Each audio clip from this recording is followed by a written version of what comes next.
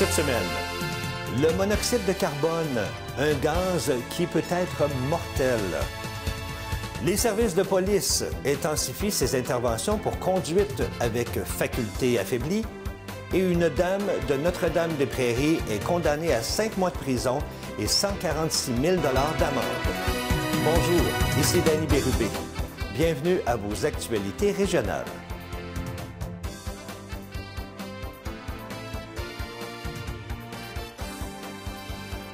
Bonjour à vous. J'espère que vous passez une agréable semaine du 4 décembre 2023. Vous connaissez tous le monoxyde de carbone. Vous êtes donc tous au courant que ce gaz peut tuer. Et en plus, c'est un gaz très sournois. Il est inodore, incolore, qui n'irrite pas les yeux ni les voies respiratoires, mais qui est très toxique. Le monoxyde de carbone se dégage lorsque des appareils et des véhicules brûlent un combustible comme le propane, le bois, le mazout ou encore le gaz naturel. Respirer ce gaz, s'il s'accumule dans un endroit mal ventilé, peut être très dangereux et peut même être mortel. Si on est exposé au monoxyde de carbone de façon brève, on peut avoir mal à la tête ou ressentir de la fatigue et de la faiblesse.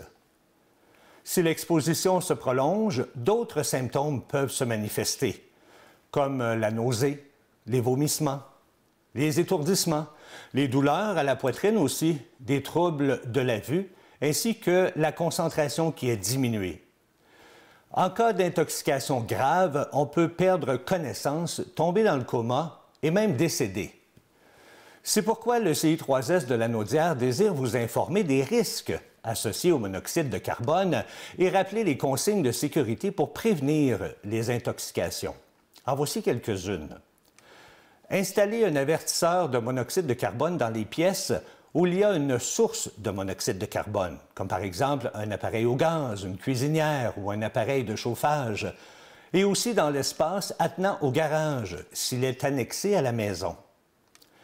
N'utilisez pas à l'intérieur des appareils à moteur fonctionnant avec un combustible, comme une génératrice. Respectez les règles d'entretien et de sécurité. Faites ramoner votre cheminée au moins une fois par année par un ramoneur qualifié. Faites faire l'entretien annuel de votre fournaise aussi par un professionnel certifié. Et finalement, ne faites pas fonctionner de moteur dans un garage ou un abri temporaire comme un tempo, même si la porte est ouverte. En cas d'urgence, si vous avez des symptômes d'intoxication, que l'avertisseur de monoxyde de carbone sonne ou non, sortez tous à l'extérieur et composez le 911 et attendez l'autorisation d'un pompier pour retourner à l'intérieur. Ces petits gestes pourraient vous sauver la vie, alors pensez-y. Chantal Raymond, 66 ans, de Notre-Dame-des-Prairies, a été condamnée à 5 mois d'emprisonnement ferme et amende totalisant 146 000 pour contrebande de tabac. Cette condamnation découle d'une enquête de la Sûreté du Québec amorcée à la suite d'un signalement. Le 28 février 2022, les agents ont procédé à 2 perquisitions, soit dans l'automobile et dans la résidence de Chantal Raymond à Notre-Dame-des-Prairies. Quelques 1300 cigarettes de contrebande ont été saisies. Interrogée, Mme Raymond a admis en avoir écoulé près de 255 000 supplémentaires pour la période de juillet 2019 à février 2022. La sexagénaire a été reconnue coupable par défaut de 5 chefs d'accusation. Et la peine imposée tient compte de ses nombreux antécédents.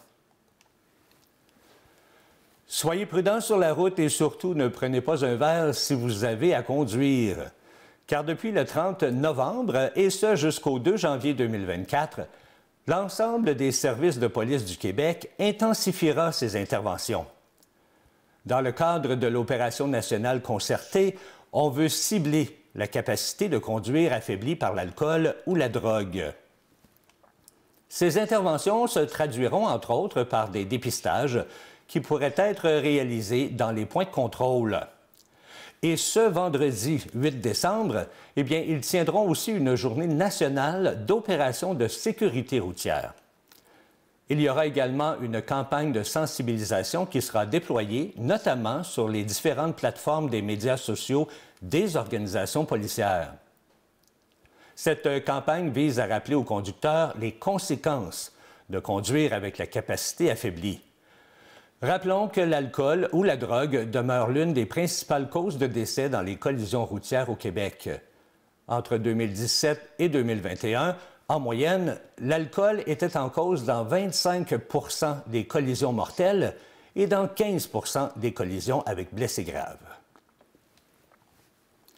En fin de semaine dernière, c'était le premier week-end de raccompagnement chez Nez Rouge qui fête son 40e anniversaire cette année.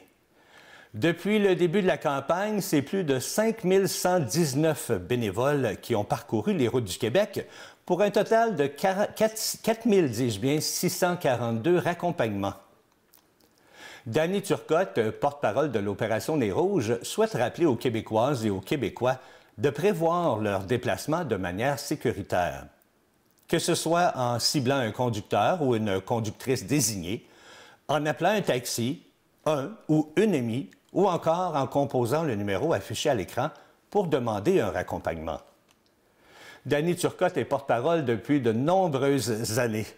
Et pour le plaisir, je vous ramène 32 ans en arrière, soit en 1991, avec cette publicité de Nez Rouge. C'est le fun, c'est le temps des fêtes. J'ai bu un petit peu. Pas beaucoup, juste une petite graine. Ben voyons, je tiens bien les rênes, y a pas de problème. Regarde la preuve. Juste d'une main. Pas de main pantoute sans regarder en avant. C'est prouvé, l'alcool réduit votre temps de réaction. Un verre de plus au volant, c'est toujours un verre de trop. Ben voyons, j'ai appelé Nez Rouge parce que c'est moi qui tiens les rênes. Bye bye.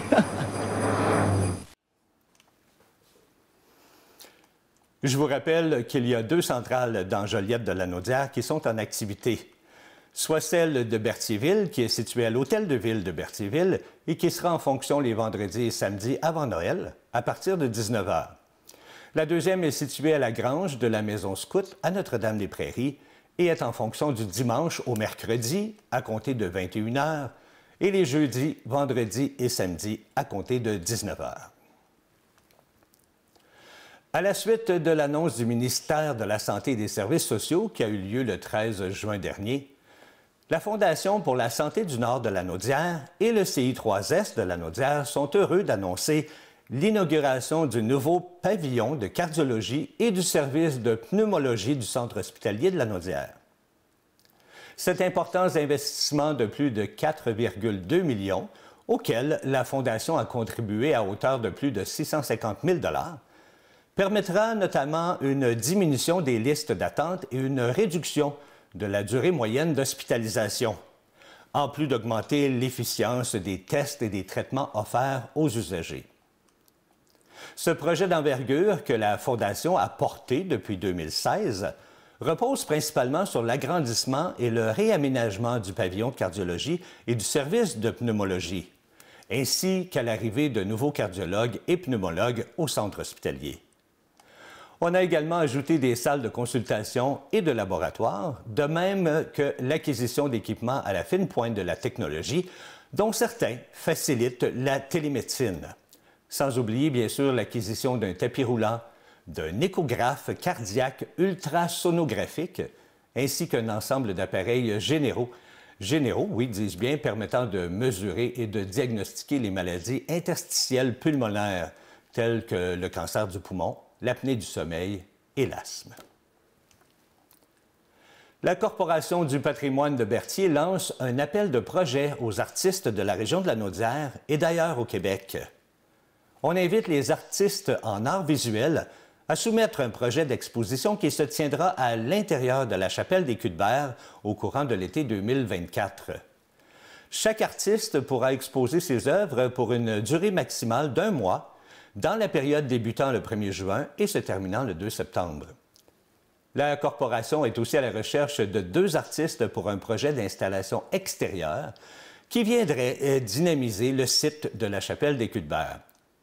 Il peut s'agir d'une installation sculpturale ou de reproduction d'œuvres dans le domaine des arts visuels, de la photographie, ou de l'architecture présentée à l'aide de panneaux.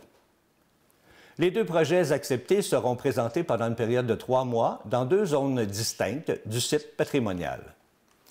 La Corporation du patrimoine de Berthier a la mission de mettre en valeur le patrimoine de la région de Berthier et d'animer le site de la chapelle de Cuthbert via une programmation d'expositions, de résidences d'artistes et d'activités éducatives ainsi que culturelles.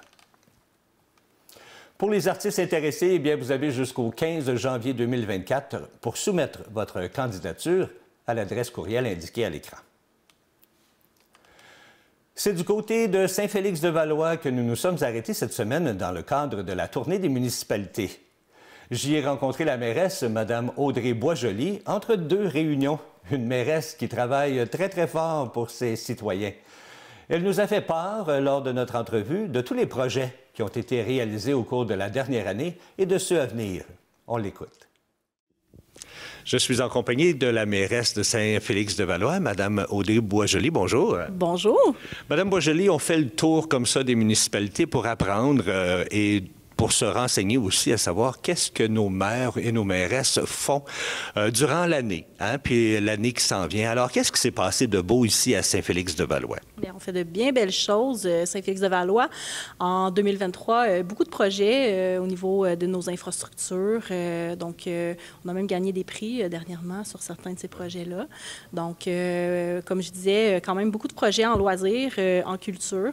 Au niveau des loisirs, on a la construction de notre patinoire couverte réfrigérée. Donc, un gros projet qu'on a construit en 2023.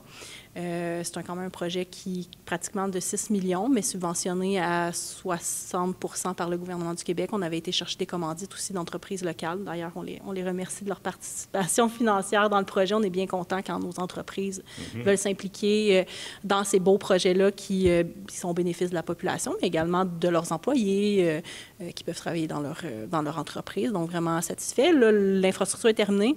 Malheureusement, on attend depuis quelques temps. Là, je dirais que ça fait plus d'1 an qu'on a fait la demande à Hydro-Québec pour les branchements, donc dès le début du projet. Mais il y a d'énormes retards en ce moment là, à Hydro-Québec. Là, on nous parle de 12 à 18 mois pour les branchements. Et là, nous, on approche le 12 mois. Donc, ça va retarder notre ouverture pour l'hiver.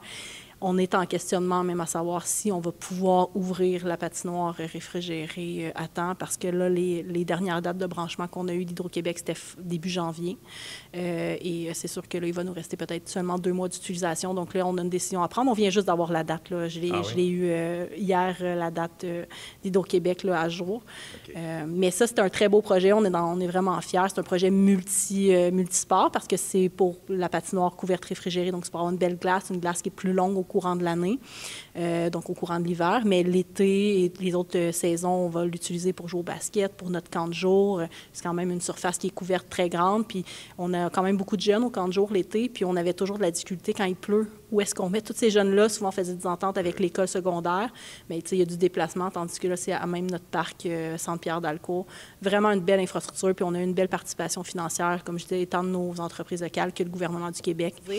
On a également fait plusieurs projets de loisirs et culture au courant de l'année. Donc, au niveau de la culture, on a rénové notre centre Yvon Sarrazin. Donc, il y a 2 ans de ça, les Chevaliers-Colomb nous ont cédé un bâtiment qui était la salle des Chevaliers-Colomb. On l'a transformé pour en faire une place culturelle, mais également pour nos organismes communautaires. Donc, c'est un mélange des deux. On a accueilli, je ne sais pas si vous connaissiez le Crapaud, qui était à Saint-Jean-de-Mata, qui diffuse là, tout ce qui est musique, au niveau musique, mais également un peu plus largement.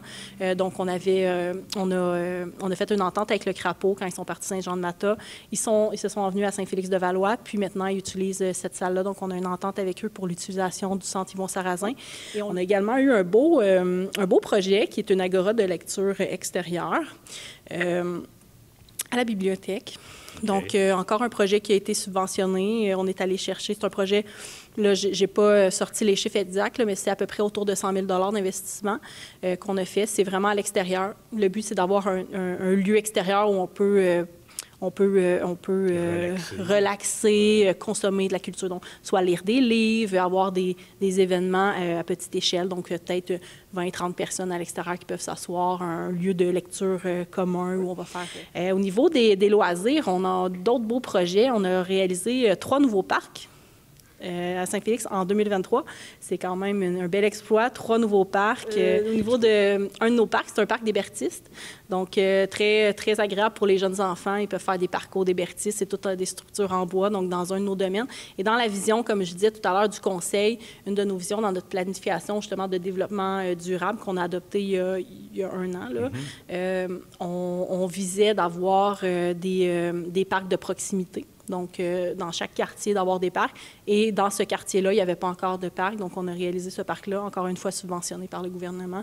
Je pense qu'on est à peu près autour de 60 % de subvention. On a un nouveau parc dans un autre secteur, qui est le parc Faubourg, un parc de quartier également qui a été fait cette année. Puis, il y a une mise à jour du parc Alphonse Robillard là, qui a été faite, nouveau terrain de soccer, nouvel aménagement. On n'a pas réussi à avoir pour la fin là, de la saison les modules de jeu. Il y a eu des retards dans les livraisons, mais ça va être fait au printemps, donc ça sera finalisé, là, ce parc-là. Donc, quand même 3 nouveaux parcs cette année. Également, parc des sentiers multifonctionnels, je ne l'ai pas dit, mais il y a aussi un projet là, qui est en cours, qui a commencé en 2023, qui va se terminer en 2024. Donc, on a une 3e phase dans notre parc où on pratique marche, vélo, l'été, et l'hiver, ski de fond, raquettes, vélo, pneus surdimensionnés. Et là, dans une 3e phase, c'était de rajouter des pistes pour le vélo de montagne l'été. Et un nouveau sentier qui va être fait, là, justement, qui a commencé et qui va être finalisé au printemps. C'est un sentier qui va longer la rivière l'Assomption. Oui. Dites-nous ce qui s'en vient. Qu'est-ce qui se prépare pour 2024? Là?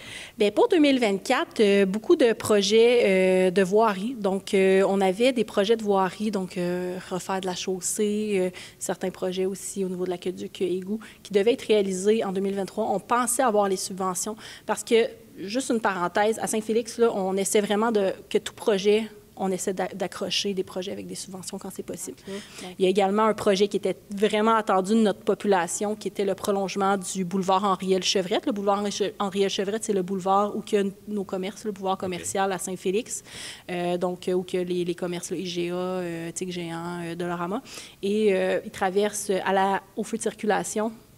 Il y a un enjeu de sécurité pour sortir du domaine qui est en face, qui sort en ce moment par l'avenue Poirier. Et ça fait plus de 3 ans qu'on travaille sur un projet pour sortir la lumière et faire une nouvelle rue pour sortir le domaine de l'autre côté du boulevard pour faciliter la sortie parce que en ce moment, c'est seulement un arrêt-stop et les gens là, ont de la difficulté à cause de la densité de trafic là, sur la rue principale.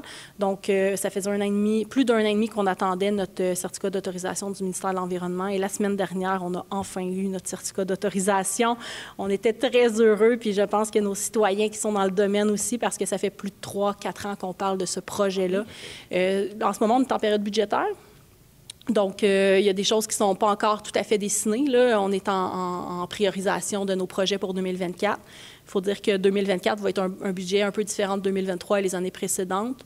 On est à revoir certains projets priorisés compte tenu justement de l'augmentation des taux d'intérêt. Parce que je ne veux pas quand on fait des projets, oui, on essaie d'être subventionné à une hauteur le plus haute possible. Donc, mais quand on est subventionné, par exemple, à 50-60 quand même une partie qui doit aller en règlement d'emprunt. Et en ce moment, les taux d'intérêt sont plus à 2 comme il y a quelques années. Donc, met une pression financière plus élevée sur le citoyen qui est déjà qui, lui, sa charge personnelle est augmentée pour les mêmes raisons parce qu'il y a un renouvellement d'hypothèques avec des taux d'intérêt plus élevés, augmentation du coût de la vie en général. Mais à la municipalité, c'est la même chose. Donc, tu sais, pour nos projets, règlement d'emprunt, taux d'intérêt plus élevé. Donc, on doit prioriser certains projets à venir. Très, très beaux projets qui s'en viennent. Très beaux projets, tout à fait. Tout de même. Puis même si on étire certains projets, je vous dirais qu'on est une municipalité qui développe énormément dans les dernières années. Puis donc, même si on fait un peu moins de projets, je vous dirais qu'on ne s'ennuiera pas dans la prochaine année malgré tout. Non, j'imagine que non, avec tous ces beaux projets-là. Bien, je vous remercie infiniment d'avoir accepté notre invitation. Puis on va sûrement se revoir. Mais moi, je vous dis bonne chance dans tous ces projets-là. Puis on va se croiser les doigts pour que ça se réalise, ça c'est sûr. Tout à fait, tout à fait. Merci. Merci à vous. Petit message de la part de la Ville de Saint-Gabriel. Eh bien, la Ville est ravie de vous annoncer le lancement de son tout nouveau site Web. Il a été conçu pour être plus facile à naviguer et plus convivial. Les informations sont actualisées et détaillées. Vous y retrouverez rapidement ce dont vous avez besoin. L'interface et la mise en page sont entièrement repensées pour améliorer votre expérience. On retrouve ce nouveau site Web à la même adresse que l'ancien site. C'est le retour du concours de décoration de Noël à Saint-Félix-de-Valois. Les citoyennes et citoyens sont invités à soumettre une photo d'ensemble de leur décoration de Noël extérieure d'ici le 15 décembre à 10 h. Vous devez le faire par courriel à l'adresse qui est indiquée à l'écran. La municipalité va remettre un prix du jury qui est formé par les membres du comité consultatif en loisirs et vie communautaire, ainsi qu'un prix du public. Le prix du jury sera sélectionné en fonction de la beauté des décorations, de l'effet d'ensemble, de l'équilibre et de la mise en valeur de la propriété. Et pour le public, eh bien, il vous sera possible de voter pour vos décorations préférées. Les photos seront publiées dans l'album photo Concours de décoration 2023 sur la page Facebook de la municipalité. Dans la description de l'album, eh bien, un lien vous permettra de voter pour votre choix préféré. Vous aurez du 15 décembre midi au 19 décembre à midi pour voter. Les prix de 150 $ seront remis le 20 et le 21 décembre en personne. Bien sûr, on le sait, le concours se limite aux résidents et résidentes de Saint-Félix-de-Valois.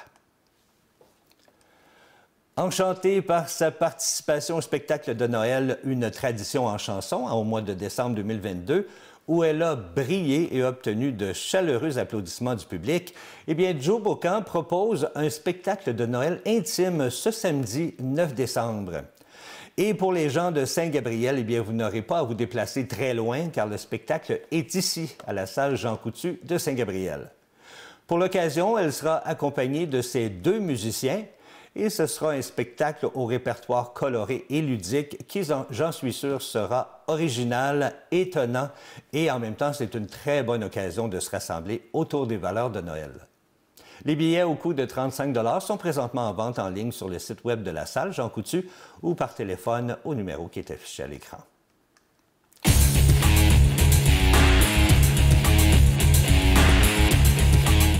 La semaine dernière, eh bien, les Loups de Saint-Gabriel ont pris une petite pause pour se reposer un peu et être en super forme pour leur prochain match qui aura lieu samedi prochain, le 9 décembre, au Centre sportif Mercier. Ils affronteront les HC Crédit Oui. Voilà, c'est ce qui complète vos actualités régionales. Si vous avez été témoin d'une nouvelle, alors on vous incite à nous écrire ici à CTB TV. Cette semaine, ne manquez pas l'émission « À la découverte de votre région ». Je vous amène dans les coulisses de l'organisation Source de vie. Beaucoup de bénévoles y travaillent et y mettent tout leur cœur à la cause. Laquelle? Eh bien, celle d'aider les gens dans le besoin.